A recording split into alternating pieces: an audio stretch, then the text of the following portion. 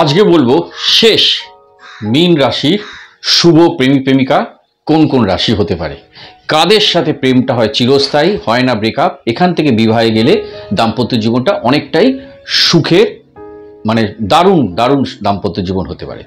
তো মীন রাশি, দেখুন মীন রাশির অধিপতি হচ্ছে বৃহস্পতি এবং কালপুরুষ শোককে মীন রাশি হচ্ছে 12 নম্বর ঘর, যেখানে মীন রাশিতে এইখানে না আপনি জীবনের শেষ স্টেজ, মানে মীন রাশিরা হয় কি আপনার মানে কি বলতো চাওয়া পাওয়া, মানে মোক্ষ, মানে কি বলতো মানে শেষে এসে আর কিছু চাওয়া নেই। মানে মীন রাশিরা কিন্তু খুবই স্যাক্রিফাইস, সব জায়গায় মানিয়ে নিতে পারে, এটা একটা মীন রাশির একটা বিরাট গুণ।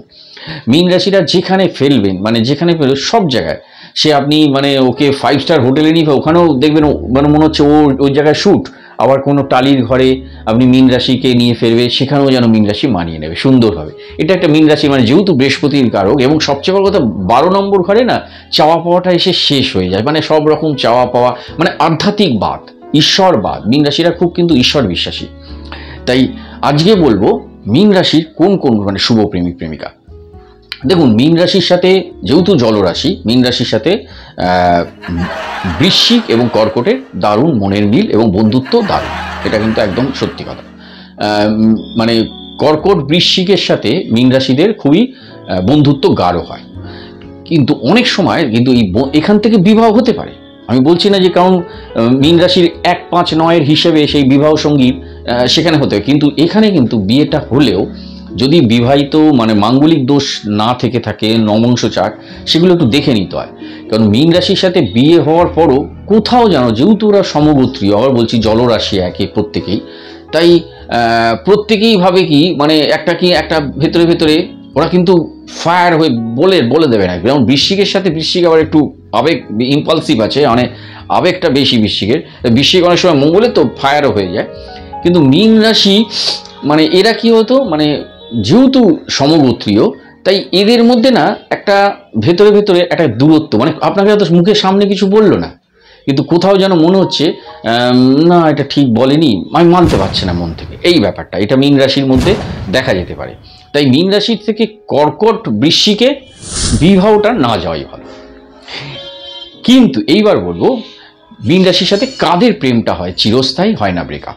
দেখুন আজকের যুগে প্রেম করাটা কোনো সমস্যা নয়, মানে আগেকার দিনে তো প্রেমটা একটা অন্যরকম ব্যাপার ছিল, মানে আগে সম্বন্ধ করেই তোকে বিয়ে দিত, কারণ বাবা কাকা জ্যাঠারা যা দেখতো সেটাই তারা একটা কোনো একটা ঘটক হয়তো মানে ইয়ে নিয়ে এলো, সম্বন্ধ নিয়ে এলো, সেবারে ও পাত্রপক্ষ দেখতে এলো পাত্রী স্বয়ংবর সবার মতো, মা তুমি গান জানো, মা তুমি সেলাই জানো, মা তুমি রান্না জানো, মা তুমি মোচাটা কিভাবে কাটো, মা তুমি এইসব ব্যাপারগুলো, এগুলো একটা হাস্যকর ব্যাপার, মানে একটা স্বয়ংবর সবার মতো, মানে এগুলো দেখে নিত যে ওরা ওইটাই ভাবতো ওইটুকুর মধ্যে যে আমাদের মানসিকতার সাথে মিলবে কি মিলবে না, এই ইত্যাদি ইত্যাদি।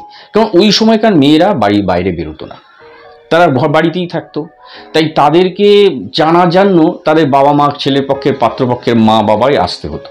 কিন্তু এখনকার দিনের মেয়েরা বাড়ির বাইরে বেরোচ্ছে জবের জন্য, পড়াশোনা করতে যাচ্ছে, কম্পিউটার শিখতে যাচ্ছে, জব করতে যাচ্ছে। তার কারণ হচ্ছে এখনকার ছেলেরা তো সেই সবাই তো আর সরকারি চাকরি পাচ্ছে না, সেই ভাগ্যবান নয়। আর ভারতবর্ষের এখন ইনফ্রাস্ট্রাকচার সরকারি জায়গাগুলো সব আস্তে আস্তে ছোটো হতে থাকছে, কারণ ওদের পলিসি হচ্ছে এত পপুলেশন, প্রত্যেকে কেন 50, 60,000, 70,000 টাকা মাইনে দেবো, 15-20,000 কন্ট্রাক্টরকে লোক দিয়ে চালিয়ে নিচ্ছে কন্ট্রাকচুয়ালভাবে, তাহলে 15-20,000 তাদের মায়ের স্যালারি সেই সব ছেলেদের। তাহলে এইবার যদি সে কী করে একা সংসার চালাবে ছেলেটা, তাই মেয়েদেরও বাধ্য হয়ে পড়াশোনা করতে হচ্ছে, চাকরিতে বেরোতে হচ্ছে, চাকরিতে বেরিয়ে তখন যদি 15-20,000 দুনিয়া 40,000 টাকা হয়ে যাবে, তাদের একটা চলে যাবে। এখন কজনের বাবা মা, আমি বলছি না 1 লাখ 1.5 লাখের মাইনে আছে, সে তো 20-25 লাখ টাকা ইনভেস্ট করতে হবে আপনার সন্তানের প্রতি, তারপরে তো আপনি ওই 1-1.5 লাখ টাকা স্যালারিতে যেতে পারবেন।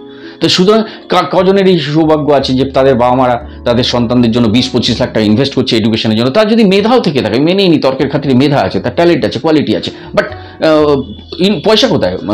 আমরা নিম্ন মধ্যবিত্ত পরিবারের 20-25 লাখ টাকা হঠাৎ করে ঢেলে দেওয়া, যে কোনো ইঞ্জিনিয়ারিং বলুন, সে যেখানে কিছু ভর্তি হয় সবার জায়গায় টাকা লাগবে, আপনি হোটেল ম্যানেজমেন্ট পড়বে সেখানেও 5 লাখ টাকা, মানে এই ব্যাপার হোটেল ম্যানেজমেন্ট। তো সুতরাং সব জায়গায় টাকার খেলা, তাই প্রত্যেক মেয়েদেরও তখন বেরোতে হচ্ছে বাইরে যে চাকরি করতে, জব করতে। তো বাইরে বেরিয়ে গিয়েও তাদেরকেও দুর্ভাগ্যের শিকার তারা, তাদেরকে যেহেতু ভারতবর্ষে ছেলে মেয়েদের মধ্যে কোনো সেক্সুয়াল এডুকেশন নেই, আমরা এখানে শিখতে পারি না একজন পুরুষ একজন নারীকে কতটা সীমানা অবধি তাকে মানে অতিক্রম করলে তার সম্মানহানি হয় না।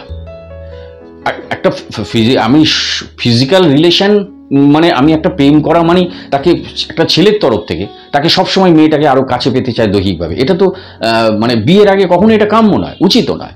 বা তুমি তাকে বিয়ে করবে তার কোনো গ্যারান্টিও নেই। এখন যদি তুমি পেচ্ছাপ পায়খানার মতো এটাও একটা ভাবো, দাঁত মাজা ব্রাশ করার মতো এটা একটা জাস্ট মানসিক চাহিদা দৈহিক চাহিদাটা মিটিয়ে নাও, তারপরে আবার ব্যাপারটা এইটা ঠিক মানে আমাদের ভারতবর্ষের রক্ষণশীল দেশে এটা ঠিক মানানসই নয়। হ্যাঁ, এটা ইউরোপিয়ান কালচার নয়। তাহলে ওই ইউরোপিয়ান কালচারে বাবা মারা তাদের সন্তান জানে না কে তার বাবা কে তার মা, মানে ব্যাপারটা এরকম, তাহলে সেই একদম ছন্ন ছাড়া হয়ে যাবে। হ্যাঁ, তো আমাদের দেশে অন্তত আমি সেই জন্য বলছি। তো মীন রাশি এখন বলবো কোন কোন রাশির সাথে শুভ প্রেমিক প্রেমিকা হতে পারে। মীন রাশি, দেখুন মীন রাশির সাথে সবচেয়ে শুভ যাবে প্রেমটা হবে চিরস্থায়ী, হবে না ব্রেকআপ। একটা হচ্ছে বৃষ, একটা কন্যা, একটা মকর। এই তিনটে রাশির সাথে প্রেমটা কিন্তু চিরস্থায়ী হয়। এদেরকে এই মীন, বৃষ, কন্যা, মকর এরা যদি কোনো বিবাহিত মানে বিয়ের অনুষ্ঠানে কোনো একটা পার্টিতে বা অফিসে গেট টুগেদারে কোথাও দেখবে এরা যদি এসে না এরা একে অপরকে না ঠিক মানে একটা দেখবে, লুকিয়ে লুকিয়ে দেখবে, কাছাকাছি আসতে চাইবে, এদের একে অপরের কথা ভালো লাগবে শুনতে, মানে এরা একে অপরে না এই ইউনিভার্স না ওদেরকে টান অনুভব করবে রাশিগতভাবে, এবং ওর কোনো কারণ ছাড়াই ওর কথা ভালো লাগবে। সে যত বোকা বোকা কথাই বলুক বা ভালো কথা বলে তো দারুণ, মানে ভালো লাগবে। এক একজনের আছে না এই রাশিগতভাবে টান। তো এইখানে ওদের মধ্যে এই টানটা ভরে এদের মধ্যে যদি প্রেমটা হয় সেই প্রেমটা কিন্তু চিরস্থায়ী হয় এবং খুব গাঢ় হয়, এবং সেখান থেকে বিবাহ অবশ্যই যায়। এরা কিন্তু চিটিং করবে না, মানে প্রেমটা নিয়ে প্রেম করেছি মানে আমি ওকে প্রেম করবো, আমি ওকেই বিয়ে করবো না, আমি ছাড় বাবা মাকে মানে ডিটারমাইন আমি আমি আমি আমি আমি চন্দনীকে ছাড়া বিয়ে করবো না, না মানে এই ব্যাপারটা মানে ওকেই বিয়ে করবে, ভাঙবে না। মানে আর মেয়ের তরফ তো বলছে না আমি তুষারকে ছাড়া আমি আমি আমি আমি যদি জীবনে বিয়েই করতে হয় তুষারকেই করবো, মানে এই যে ডিটারমাইন ব্যাপারটা মানে রাশিগতভাবে মিল হয়ে গেলে। এখন যদি কিন্তু ওই আপনারা যেটা বললাম যে এই মানে মিনের সাথে বৃষ, কন্যা, মকর, কিন্তু এদের সাথে কিন্তু যদি বৃশ্চিক এবং কর্কটের সাথে হয় তাহলে কিন্তু ব্রেকআপ হওয়ার চান্স আছে। প্রেম হতে পারে কিন্তু সমগোত্রীয় ভাবে মানসিকতায় তারা কিন্তু ব্রেকআপ ভেঙে যেতে পারে। এইবার বলবো মীন রাশির সাথে কখনোই কাউ বিয়েতে যাওয়া উচিত না, এই তিনটে রাশি। এবং প্রেম নয় বিয়েও নয়, সেটা হচ্ছে এদের মধ্যে যদি যায় এরা কিন্তু আপনাদের কষ্ট পেতে হবে, বিবাহিত জীবনে ডিভোর্স আসতে, দাম্পত্য জীবনে অশান্তি নেমে আসতে পারে, ডিভোর্স হয়ে যেতে পারে, এবং মানে বিয়ে তো আর একটা জন্ম মানুষের, তো সেখানে যদি মৃত্যুর সমান বেঁচে থাকতে হয় একে অপরের পাশাপাশি একই দেওয়ালে, দেখুন প্রেম করে ভেঙে গেলে সমাজ আপনাকে কেউ আইন নেই আদালত নেই কিচ্ছু করবে না, কিন্তু বিয়ে করার পর যেই ভাঙতে যাবেন ডিভোর্স হতে হবে, আইন আদালত পুলিশ ইত্যাদি ইত্যাদি করে আপনার জীবনকে পুরো বরবাদ করে দেবে, ছেলে মেয়ে দুজনেই।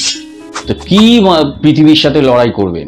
আগে তো নিজের জীবনটা নিয়েই তো ব্যতিব্যস্ত হয়ে গেলেন, তারপরে তো পৃথিবীর সাথে লড়াই করে নিজের ভাগ্যকে খুলবেন। তো সুতরাং এই ভুলটা কখনো করা উচিত না। যদি কারোর সাথে এদের প্রেম হয় তাদের অবশ্যই ভালো বিশেষজ্ঞ জ্যোতিষীর কাছে দেখিয়ে নেওয়া উচিত, জটক বিচার করে তবেই। কখনোই প্রেমে যাবেন না এই তিনটে রাশির সাথে বিবাহিত নয়, সেটা হচ্ছে কুম্ভ, তুলা এবং মিথুন। এই তিনটে রাশির সাথে কখনোই না প্রেম না বিবাহ। কুম্ভ, তুলা, মিথুন মাথায় রাখবেন। এবং শুভ প্রেমিক প্রেমিকা হচ্ছে বৃষ, কন্যা এবং মকর। এবং বন্ধুত্ব মীন, আবার বলে দিচ্ছি, কর্কট, বৃশ্চিক। বন্ধুত্ব দারুণ, এটা একদম সত্যি কথা। ঠিক আছে, আজ এই শুভ প্রেমিক প্রেমিকা দিয়ে এই রাশি চক্রে 12টা রাশি শেষ করলাম। নেক্সট চোখ রাখুন, এরকমই নিত্য নতুন অন্য বিভিন্ন বিষয় নিয়ে আমি আলোচনা করব, আপনাদের ইনফরমেশন দেবো। আপনারা চ্যানেলটা ভালো লাগলে অবশ্যই সাবস্ক্রাইব করুন, কারণ আমি এমন কিছু জিনিস আনবো যেগুলো অন্যান্য চ্যানেলের অন্যান্য জ্যোতিষীরা বলছে না। আপনাদের যেন ঘরে বসে থেকেই আপনারা মানে নিজেদের হরোস্কোপটা একটু রিড করে নিতে পারেন। রিড করে নিয়ে তারপরে আপনি কোনো যদি মনেই হয় যে এখানে আরও কোনো প্রশ্ন কোয়ারিজ আছে, তাহলে বিশেষজ্ঞ জ্যোতিষীর কাছে অবশ্যই গিয়ে যাওয়া উচিত। তাই আজকে এই পর্যন্ত।